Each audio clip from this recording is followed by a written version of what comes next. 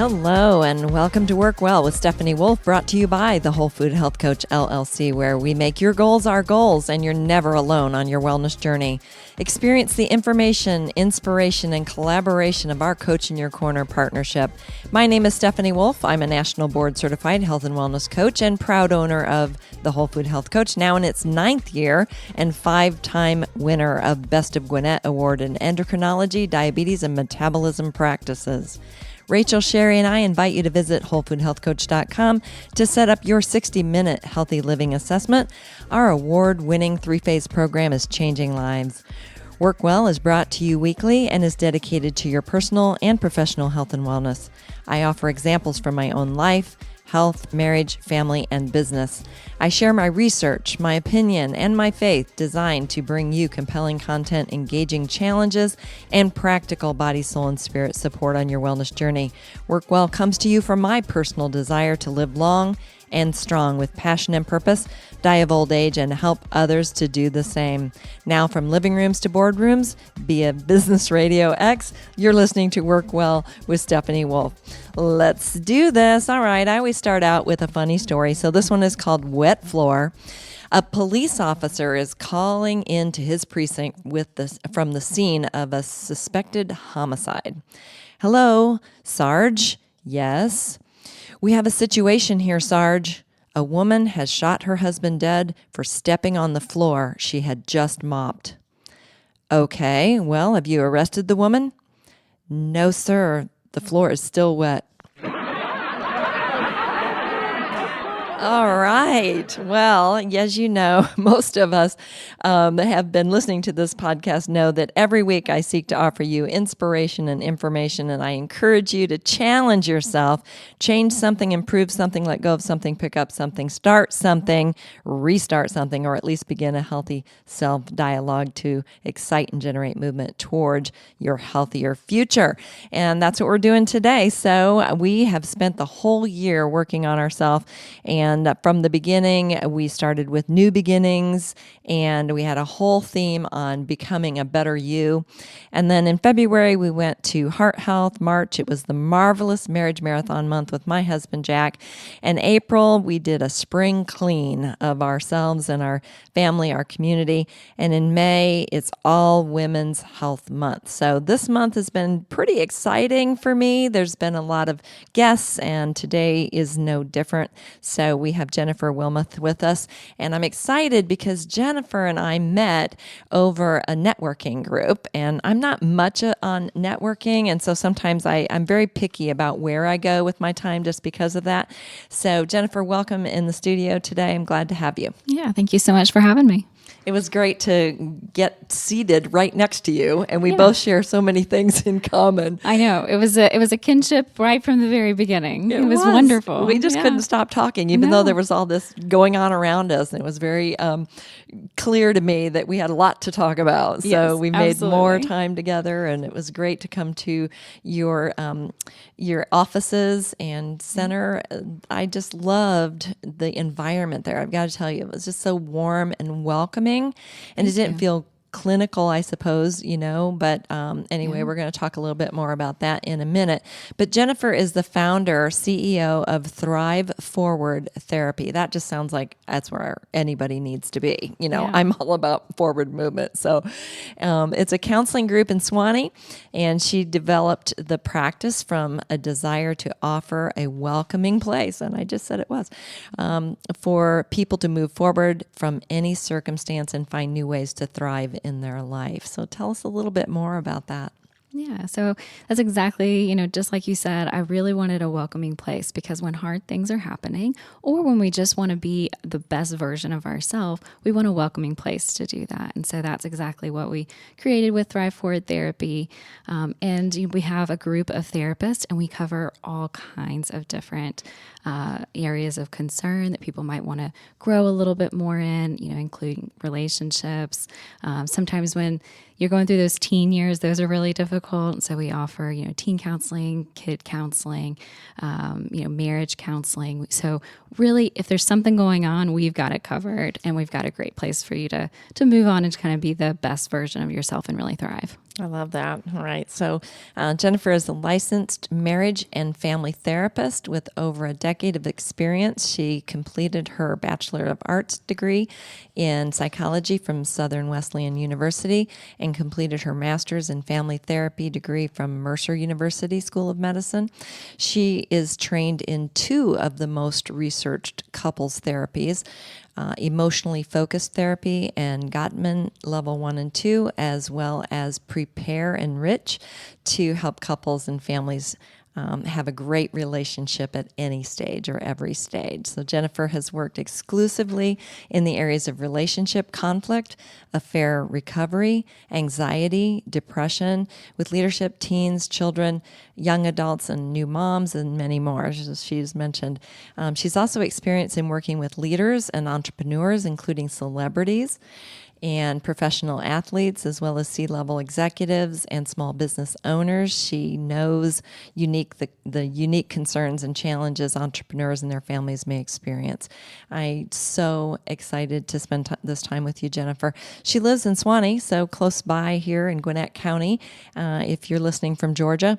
And I'm sure you've got your virtual sessions and things that you can set up with anybody anywhere in the country. Is that right, Jennifer? Yeah, so we offer virtual sessions to people that live in Georgia and in Florida. Okay. So both of those So states. you have your license in Georgia and Florida. Mm-hmm. Got it. Yes. All right. So you love to travel with your family, writing, nature, and time with friends, which we're going to talk about today. And you just came here from, you said school's out, and you just came here from...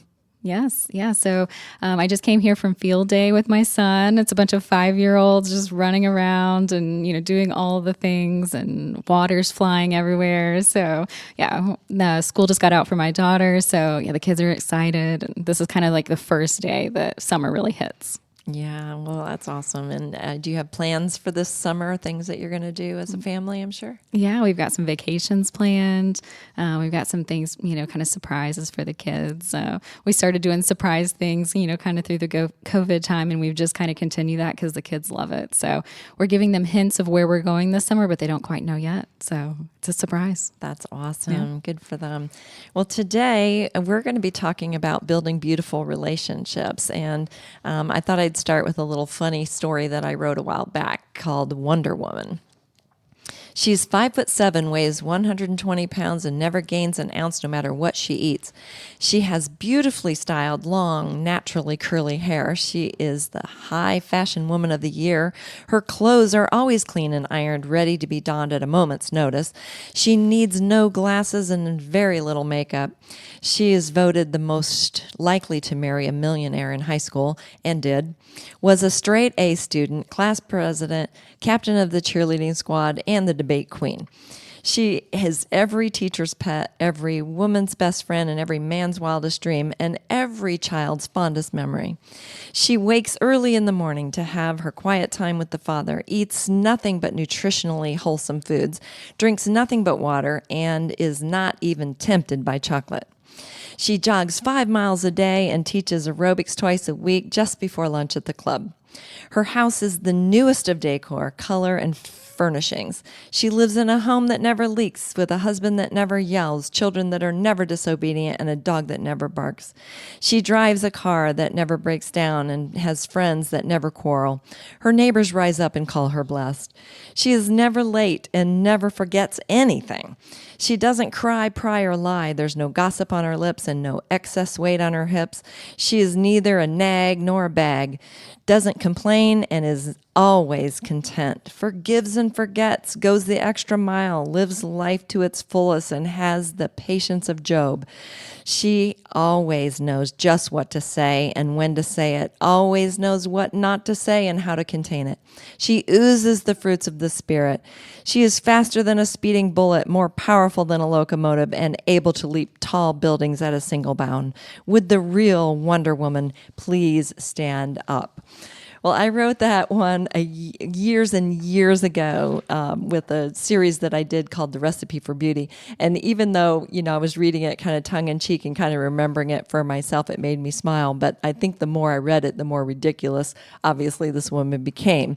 And yet, a lot of times that figment of our imagination is something that we try to live up to. And how does that affect us? I mean, that can't be good, right? So, because that Wonder Woman only exists in, televisions and, movies or comic books, right? And yet somehow we think we need to measure up to that. Yeah. Well, I think, a lot of women, right, want all of those things that you just listed out. And I think it creates kind of a dialogue in our minds of we should, right? The should, I should be this, I should be that. And when those don't actually play out, then what do we do to ourselves? Well, we should have done that. What's wrong with me? I should have been able to do that. And, if you do that a little bit, not that big of a deal, but if that is day in, day out, that really creates this inner dialogue that really kind of can bring us down. It affects how we behave, how we interact with people, how confident we are. Exactly. And that affects all relationships, not just the way we see ourselves, but the way we see life and our mate or, our kids and those kind of things. I used to say we should all over ourselves sometimes. We really do. because it's something that we just feel like we can't control. We've got this image and we just try to live up to that image. I used to say, I am woman. I am invincible. I'm exhausted. Just trying to be all that, I think, is really exhausting. So I'm sure that our listeners feel that way too. And, those, instead of really just being free of those expectations and free of the need to be perfect, the perfection that we see in that little silly story, instead of just being the terrific person that we are, the terrific woman that we are, so striving for excellence and maybe just accepting who we are and enjoying that or loving that part of us, right? Yeah, absolutely. And when we can do that, that's really where we can shine in our relationships and just kind of inner, how we think about ourselves. So when we can accept the things that we can't be, and that's okay. I mean, that's really where the beauty is. I love that because we're talking about beauty. And so that's the big important part of that. I just finished, it's kind of late in the year, but my birthday is next month. So I just finished my wellness vision board and I was doing some things. I like more words than pictures to me, but being empowered and loving my lady parts and being, sharing my voice. I am her voice. Reinvention, giving is the cornerstone for success. All of these things that I want to see in my life or in my future or be able to give to others, I've got to feel, like you mentioned the word, confident and in the fact that there's something I have to offer. I don't have to have it all together to offer anything to, my family or those people that are most important to me, I suppose. And so I don't know if it comes with age, what changes, I guess, over time that a woman maybe starts thinking a little less about the external things and starts thinking about those internal things. Yeah, I mean, I think age probably does play a little bit of a role, but I think vulnerability is a big piece of it too. When can we just let ourselves be vulnerable, be known and know others? And, a lot of times that's hard, in the young adult years. And as we get a little older, we realize vulnerability really is kind of a beautiful thing, even though it's not perfect. But yeah, I think it all plays a role. I think the word vulnerability scares people. Absolutely. Yeah. Well, I mean, it's hard. Well, and it's kind of opening up some areas where we just really don't want everybody to see into that, maybe area that's not quite so perfect. It's not quite so put together. We want to look like Wonder Woman on the outside, even though on the inside we're struggling or we're aching or hurting. There's pain there. And that's where you come in because I think a lot of times we can handle just so much and we can carry just so much. And then we've got to have somebody help us to see what we're not seeing. Yeah. Is that part of what you do? Yeah, absolutely. It's kind of looking at who are we really, and is it okay? And yes, it's okay. And that's really what therapy is about. It gives you a place to really open up and share some of those things. People tell me all the time, I've never said this to anyone. and how much relief they feel when they do say it out loud. And it's never as hard as they think that it actually would. But then that really kind of is creates a bridge for them being able to tell a friend that, being able to tell a spouse that, and just other people in their life. And it creates more vulnerability. It creates better relationships. Yes, and that makes sense too, because, we used to think about our, girlfriends, the best friend that knows everything, and actually I had a really dear friend from Indiana before we moved here to Georgia in '87, and I thought I was leaving my world behind because I was like, she knows everything about me and I know everything about her, and then moving away. And we still, like this morning, got a text from her today, and, we kind of go back and forth a little bit, but it's not like having someone right there with you. Yeah. But our friends can only do so much too. And that's why therapy can really open up doors that just your normal girl talk and friends don't have that. And not whether they have the credentials for it, but it's really hard as a friend to say, tell me more about that, or let me, let's look at that a little differently, or, any of that. It's hard for me as a coach sometimes not to go into coach mode with my girlfriends, but they're not looking for that. And when I can't come to you, I'm looking for that. And so it just opens up a lot more options when someone will sit there with you and allow you to hold space for them and allow them to be who they really are, and just really kind of, like you said, be vulnerable. Mm-hmm. Yeah. And I work with a lot of new moms where the main inner dialogue is, I'm not a good mom. I'm not a good mom. And that, I hear that a lot, but I also with young, women and men, and as they're moving kind of into that launch phase, I don't know if I can do it.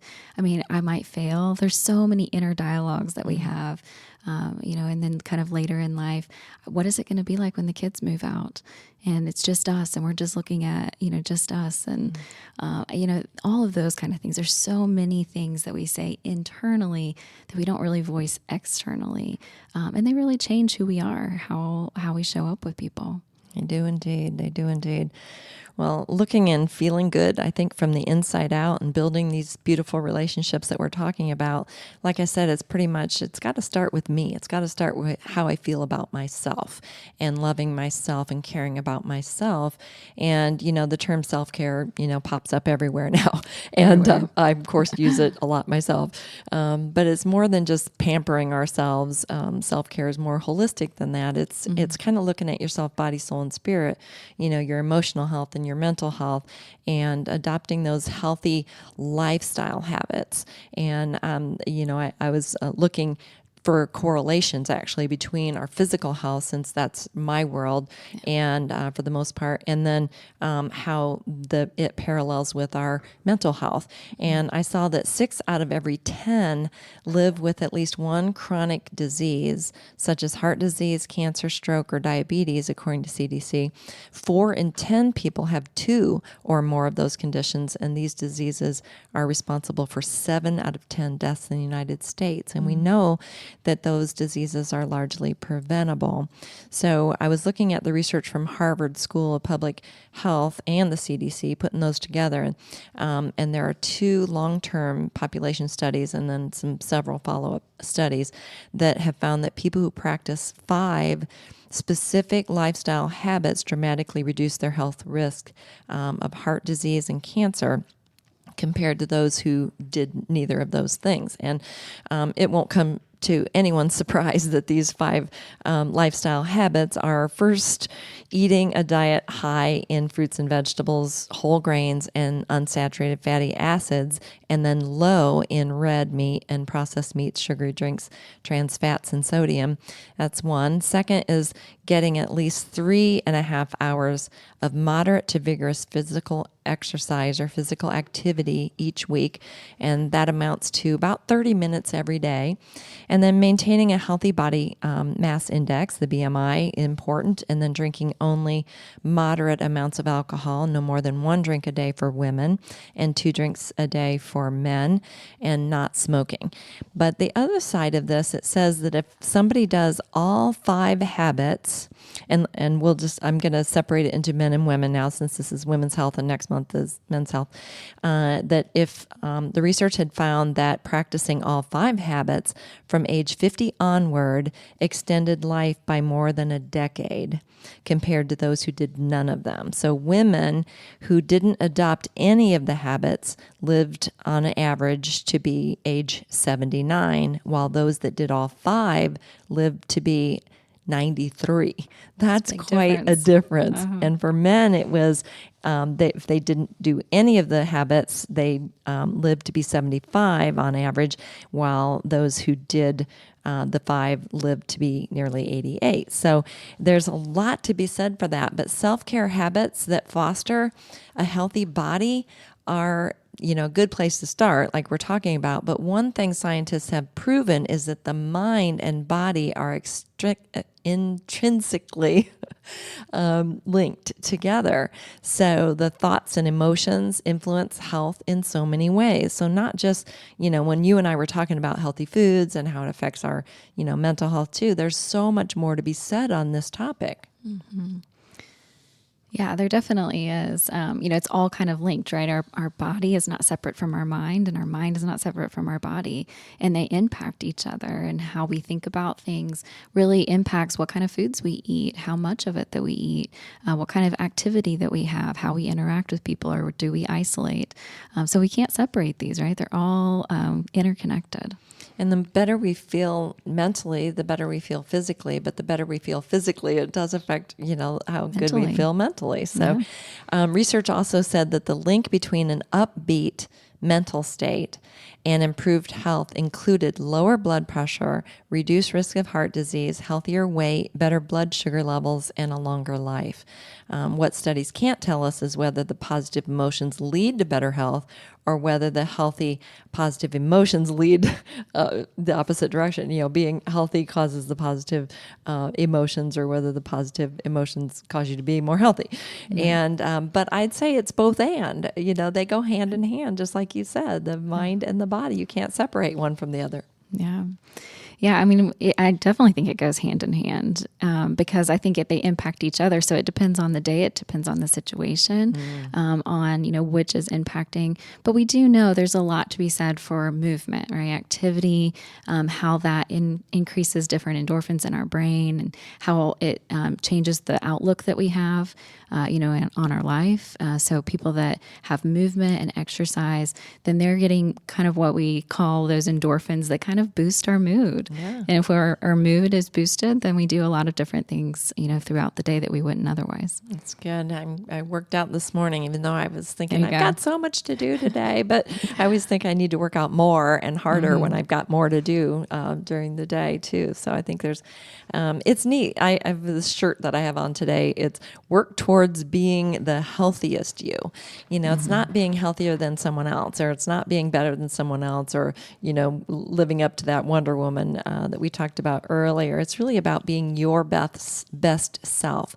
So if I came to you and said, that's what I want to do, I want to work on me, and, so I can become my best self, what does that mean? I mean, like, even our audience may go, well, I wouldn't even know what I would ask Jennifer if I was to go in and talk to you about it. What does that look like? Yeah. So a lot of people come in and say that I just want to be the best version of me. And we usually start with more of a kind of getting background, getting history, what we call an assessment. So we're kind of looking at what kind of brought you to this point in your life and where are you at currently? Where do you want to get to? And then we put together a plan to help you to reach those goals. And everyone's plan is customized, tailored to them. It all looks different. It could be individual therapy. It could be family therapy. It could be therapy, with friends, or, any relationship in your life could include therapy to kind of make it better, or change, different things that people, habits throughout the day, different way they talk to themselves, think about things. So therapy can be used for so many different things, really just getting from point A to point B, and we develop a plan. And like you said, being vulnerable and just kind of putting it out there, so for during that time with you. And it's always a workup, right? I mean, when you first walk in, you just met your therapist. So it's hard to be vulnerable at the beginning. But usually it takes people about 3 or so sessions, and it's okay to be nervous. A lot of people are uncertain about what this is going to be like when they walk in and sit down. And we know that. And we try to, make jokes and just keep it as light as possible so that, we kind of meet them where they're at. But then when they're ready to get a little vulnerable, we can also do that. So I think in some ways it feels like sitting down with a friend, but it's a trained friend that can take you all kinds of different places that you would want to get to, kind of in your life and relationships, or just different habits. I like that because I think building that rapport is really what's most important. And let's say somebody has been to a therapist in the past and they didn't really see the benefit that they had hoped to see, or they didn't really click. What would you tell them to do? Yeah. So we hear that a lot. Not every therapist is a good fit for every client. Okay. We usually start with what didn't work. We don't want to recreate, an experience that wasn't good for you. So what didn't work and how can we develop a completely different plan? We're trained in all kinds of different modalities so that we can really tailor it to the person. And some therapists do that and some, therapists maybe don't. And so we really want that to be a tailored experience. So if something didn't work before, we're not going to do it again. Okay. I like that. So I want to talk about resilience because in a part of this research and some of the stuff that I've been looking at, people who are emotionally well have fewer negative emotions overall, and that they're more able to bounce back from difficulties and faster. Also, this quality, the resilience that I'm talking about, is not just something that we have or don't have, right? That there's a way to develop and improve and even maintain more of a healthy level of resilience. So how do people, bounce back? I mean, things happen, right? And some people bounce back, I guess, easier than others, but what does that feel like, or what can you tell us about that? Yeah. So a lot of times it's how much adversity have we already experienced, and how much kind of coping strategies have we developed in the midst of that. So sometimes people have really great coping strategies and they've never really had really difficult adversity. Sometimes people have had really difficult adversity and they haven't really figured out some good coping strategies for that. But that's something that anyone can build up at any age. It doesn't. Even if you're kind of in the later years of life. I mean, anyone can develop some of those coping strategies, and those look specifically different for everyone. So I feel like a lot of times people are talking about, well, do I just deep breathe? I feel like people talk about that all the time.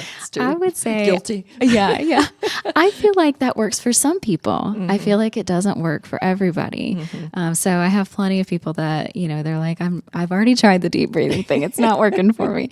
I'm like, there's plenty of other things that we can try, and when adversity comes, because it's going to come for everyone, you can tailor whatever coping strategy that you have already to see if that works. And when if it doesn't, you can always add more to it. And that's, really what therapy helps you to do. I like that. And the fact that it's tailored to the individual too. There's no cookie cutter anything. We're all very uniquely made, and we've all experienced so much different things in our past or present that we're trying to deal with, or the fears of the future.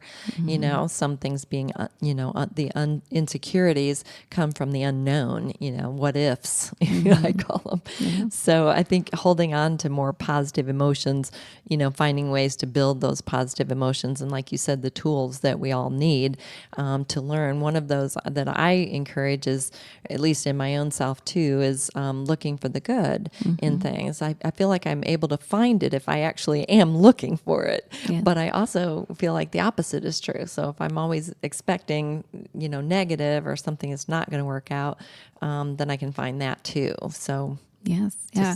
I mean, I definitely think that what we're looking for is what we're going to find. That's a common thing, that is psychology, kind of has always talked about and researched. And so when we look for the positive, we're going to find the positive, and we're going to hold on to that more. And that's going to help us, to kind of feel like I can do this. I can get through this.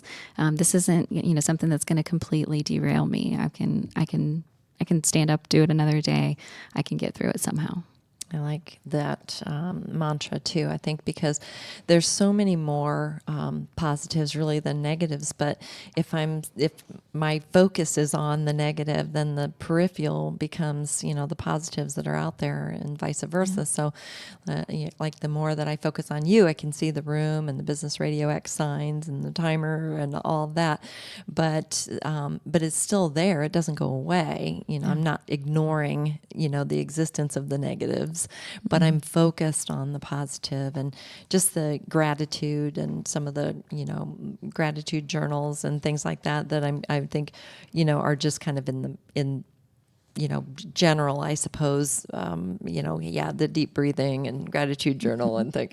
But, and that's kind of my world. Your world is more, let's look at this a little more. Let's unpack some more of it, and let's get to the future and see what we can build together. And but I'm sure there's other things that you want to tell us about what you do and how you do it. So I don't want to just lead you with questions. But is there something in particular that you can tell us about Thrive Forward therapy that is unique, and what makes it different and special? And why should I call you? Why should we book an appointment?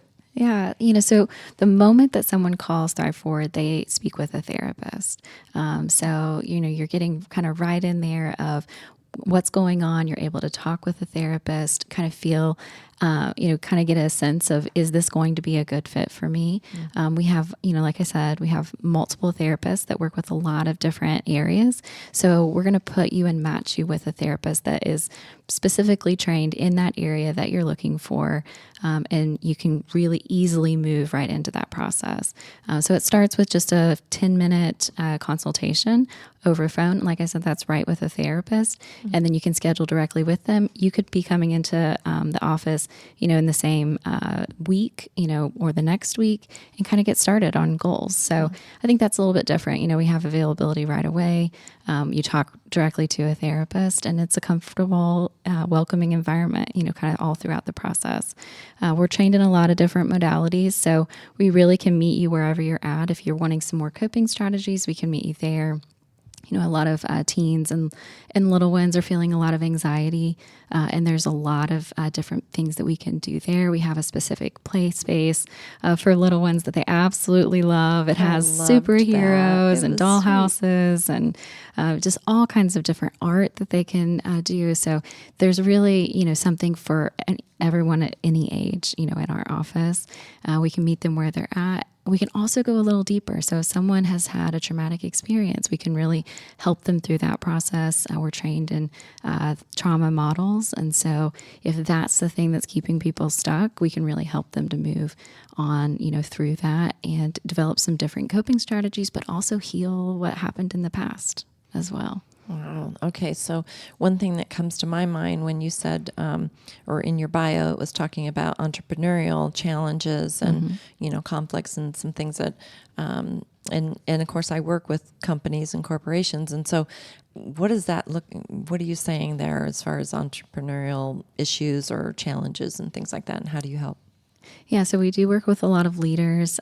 This is in the corporate world, but honestly, also in the ministry world, we work with a lot of celebrities, professional athletes, and so I think that it just kind of takes understanding that world a little bit more of some of the things that can be a part of that. One piece is that they're kind of in the public eye, right? And that comes with its challenges sometimes. So if there's something that's going on and they're having a difficult time really trying to get to the other side of that, they need someone that kind of understands that a little bit more and can provide the different services that's needed. So we, provide a service where if they maybe can't get away from the office or they, need the privacy of someone coming to a specific, area to meet with them, we provide that. So we have a concierge service that we can go and we can do that. And it's, therapy kind of more conveniently for them. And so that's just our nod to saying we understand what that population kind of faces and the kind of privacy that they need. as well. And we can work with entrepreneurs, leaders in all those different facets, that I said. Sometimes it's more business related, sometimes it's more family related, just having great, beautiful relationships all the way around. And, we can meet them in whatever aspect that is. Okay, I like that.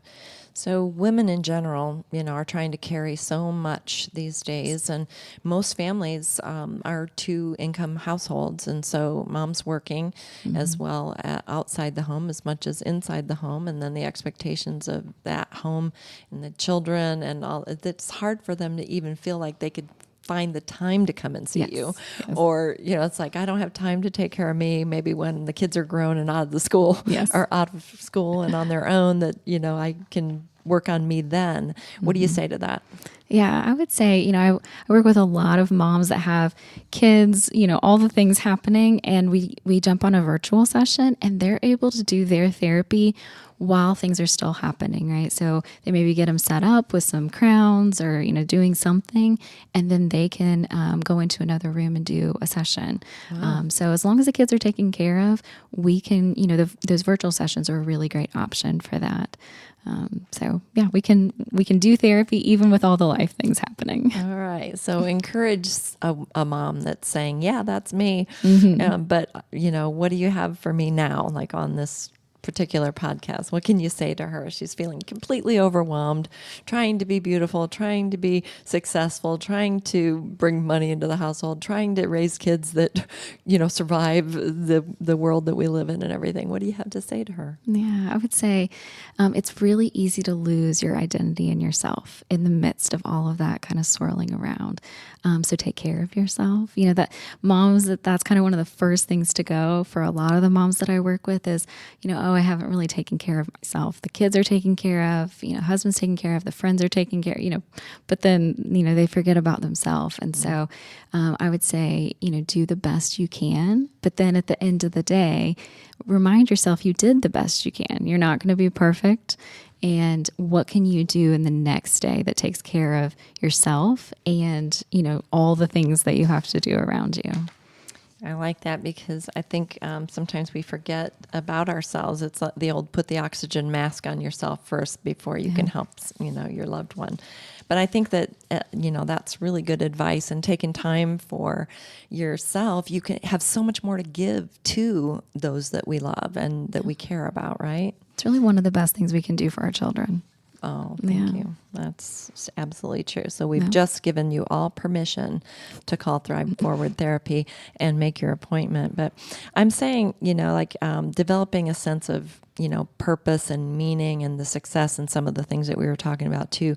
A lot of times it goes back to, at least in my coaching practice and probably in yours, those core values, the things that are really important. We focus so much attention on laundry or what needs to be done, the external things, how we live our life, what we eat, our weight issues or any of those kind of things. And I think it goes back to, core values, what is really important to you and your own success as a woman, and then of course your success in marriage or family or, business and that kind of thing. So my Clean Concepts course and individual coaching tries to lay a foundation of that. And when it comes to core values, it's kind of the drive shaft between, what is happening outside and what is happening inside. So, that care and that self-care, I can tell whether or not someone cares about themselves by how they have chosen that place. They're where do they fit in all these other things that need to be done? How do you tell a person that's sitting across from you, knowing in your mind they need more than just this one session? They really are dealing with stuff, and they're going to need more. And because they don't feel the purpose, they don't feel successful. They're not doing everything right, but they're doing they're going through the motions, doing everything that has to be done. The things that are screaming loud. So how do you convince them that this is worth their investment? I mean, I think we really talk about where do they want to get to. If they were to picture themselves, where they ultimately want to be, what does that picture look like? What are they doing? How are they thinking? Who are they around? What is the dream for them? What is the hope for them? And I think once people really start to think in that way, I know for myself, it's like, well, I definitely want to get there. That's exactly where I want to be. And then creating that could be a reality. That could be realistic. So let's develop a plan together to help you to get there. And I think it's not just a plan that we develop. It's very collaborative in that of how do they see themselves getting there? What are some things that they feel like are sitting in the way? What are the obstacles? And sometimes, that is a variety of things. And so we have a plan in place where we can get there. I see people's face just light up when they think okay, this really could be a possibility. It's not something that I just have to dream about the rest of my life. I really can have those relationships that I've always imagined, that I've always wanted. I really can be the person that I hoped that I could be internally. That's a big deal. Well, I know that positive psychology and in my world of coaching helps to paint that picture for them and to see them, seeing themselves in the future 3 months down the road or, however. So I love hearing that from you because I think there's a lot of barriers to that. Yes. People just don't think it's possible. I don't see this ever changing or maybe I see it changing, like I said, when the kids are grown and gone and, I can just focus on me and those kinds of things. But I loved your answer for that. And I want you to be able to share just any final thoughts or takeaways that you would like to tell the Work Well with Stephanie Wolfe whole audience that's listening to us today. So any takeaways for them? Yeah, I would say that, whatever you want to get to, it is possible. Therapy can definitely help you with that. There's a lot of other things that, can help you with that as well. But, we want to stay kind of an option for if you feel like you've tried a few things or maybe therapy wasn't a good experience. We don't want to recreate that, and we want to build on some of the things that maybe you've already tried. Having beautiful relationships really makes a big difference in life. So I love part of the job, that I love is that I get to see people go from I'm not at the place I want to be, and here's where I want to get to, and see that process and that progress, to reach that. And then they get to that spot, and we're starting to taper down sessions, and they've really reached that. They have better relationships. They're able to be a little bit more vulnerable, and they're saying, "I never thought I could get here, but I'm here." And that is so rewarding. Yes. Yeah, I love hearing that. Specifically in working, with relationships. I work with affair couples, and that is really quite the transformation. Seeing couples going from I don't know if we can stay together to this is a completely different relationship. I never could have imagined it. We're working with teens or women, new moms. I love working with new moms too. It's quite the transformation. I love that. Thank you so much for that. Well, I have a program called Man Up coming up for Men's Health Month for a couple other corporations. And the one little thing that I wrote says, therapy is not the worst thing that could ever happen to you. And I think sometimes, there's such a stigma that can be on those kinds of things. And that is frustrating in a way, because why wouldn't I want to be my very best version of myself? And that's kind of why I wanted to make sure that we had that opportunity to have you on the show today, Jennifer. And you've been a real delight, and I'm super grateful to have our relationship. I can refer to you, you can refer to me, someone who the physical side and weight or any of those kind of things. And there's certainly plenty of people I can refer to you as well.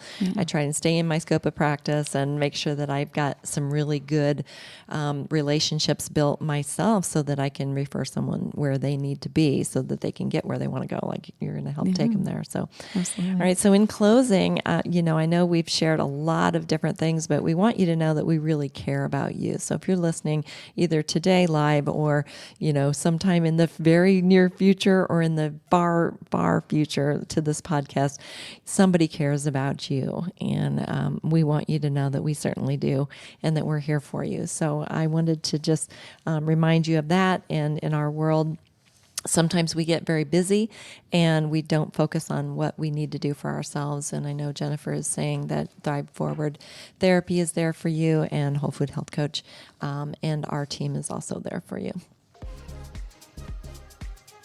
So you've been listening to Work Well with Stephanie Wolfe, brought to you by the Whole Food Health Coach LLC. And today I've been with Jennifer Whitworth, and I've been excited to hear about Thrive Forward Therapy, and I hope you have as well. We are there for you, and we hope to make your goals our goals and make sure you're never alone on your wellness journey. So information about our corporate wellness programs, virtual classes, or our individual coaching programs, go to wholefoodhealthcoach.com.